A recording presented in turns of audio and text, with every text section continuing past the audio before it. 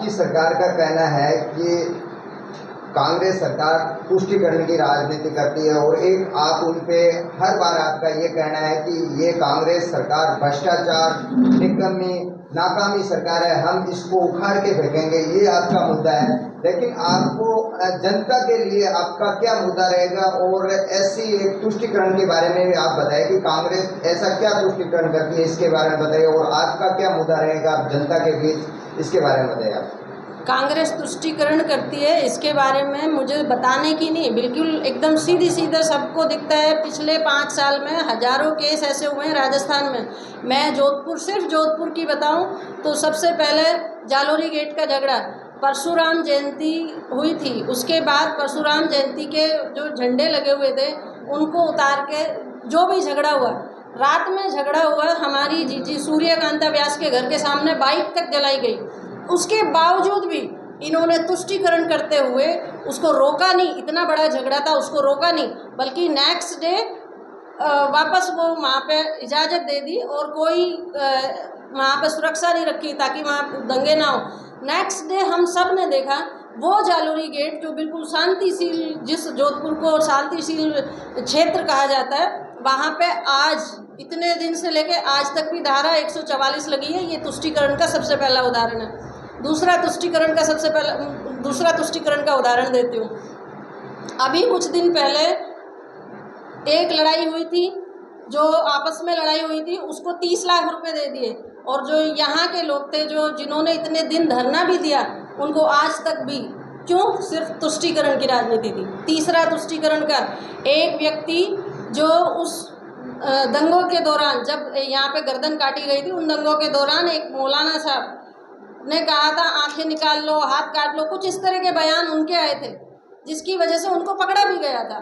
लेकिन जैसे ही वो जेल से बाहर छूटे ना, तो हमने खुद, मीडिया ने, आप लोगों ने खुद निकाला था कि वो बुके दे रहे थे उनको। ये तुष्टीकरण था।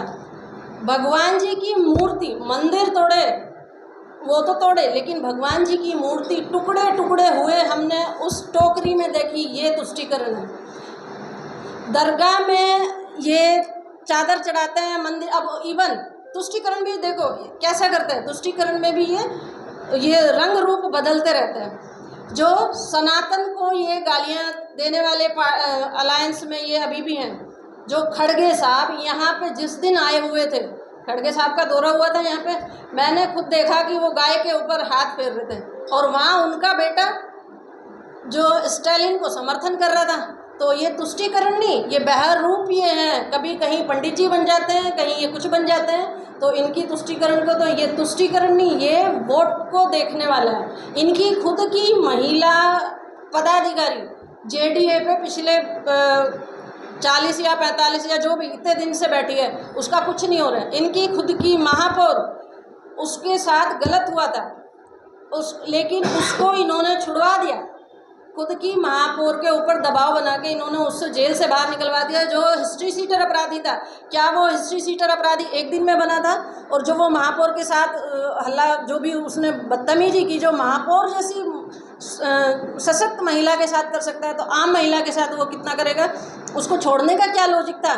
उसके ऊपर, अपनी महापौर के ऊपर दबाव बना के उसको छुड़वा दिया, वो छूट भी गया जेल से। तुष्टीकरण भी तो क्या है?